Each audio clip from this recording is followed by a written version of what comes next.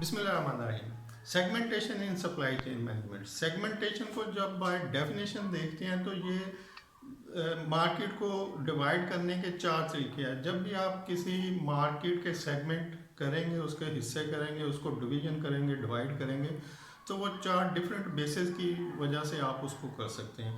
वो चार हिस्से ये हैं कि नंबर वन, आप जियोग्राफिकली मार्केट को डिवाइड कर सकते हैं। नंबर दो, आप डेमोग्राफिकली उसको डिवाइड कर सकते हैं। और नंबर तीन, आप साइकोलॉजिकल बेसिस पे मार्केट को डिवाइड कर सकते हैं। और नंबर चार है कि आप बिहेवियरल बेसिस के ऊपर मार्केट को डिवाइड कर सकते हैं। तो जब भी आपसे कोई क्वेश्चन होता है, किसी इंटरव्यू में होता है सप्लाई चेन की जॉब के लिए, तो फिर आपकी जो अंडरस्टैंडिंग है आप वो नहीं बताएंगे, आप जो बाय डेफिनेशन मार्केट सेगमेंटेशन है उसको एक्सप्लेन करेंगे कि सेगमेंटेशन जो है वो डिवीजन का नाम है, और डिवीजन जो है वो इन चार बेसिस पे हो सकती है। नंबर वन, जियोग्राफिकल सेगमेंटेशन होती है। नंबर दो, डेमोग्राफिकल सेगमेंटेशन होती है।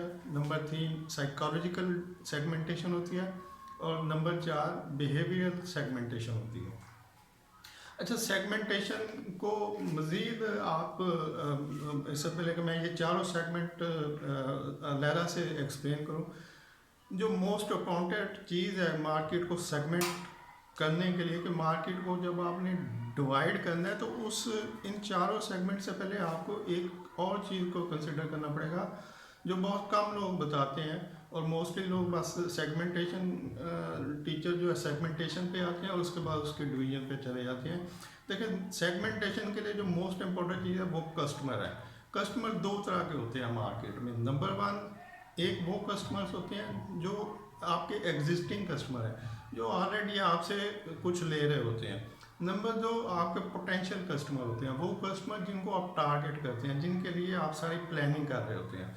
तो आपको जो मोस्ट इम्पॉर्टेंट चीज़ है यहाँ पर वो ये है कि आपको पोटेंशियल कस्टमर को पहले रियलाइज़ करना चाहिए। पहले ये देखना चाहिए कि जिस मार्केट को मैंने टारगेट करना है, क्या वहाँ पर पोटेंशियल कस्टमर हैं मेरे, अगर हैं तो उनकी कितनी क्वांटिटी है। फॉर एग्जांपल, एक एरिया को आप टारगेट करते हैं, वहाँ पे 1000 की पॉपुलेशन है, उनमें से 950 ऑलरेडी आपके कस्टमर्स हैं।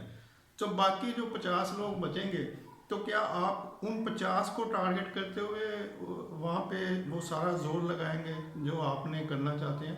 तो नहीं लगाएंगे, तो क्योंकि बहुत थोड़ी सी वहाँ पे जो पोटेंशियल कस्टमर है वो बहुत कम है।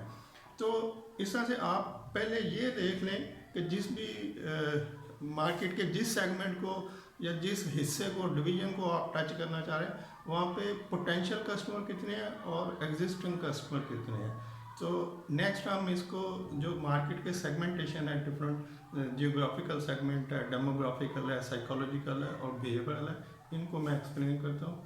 तो टिल देन, थैंक यू, अल्लाह हाफिज़।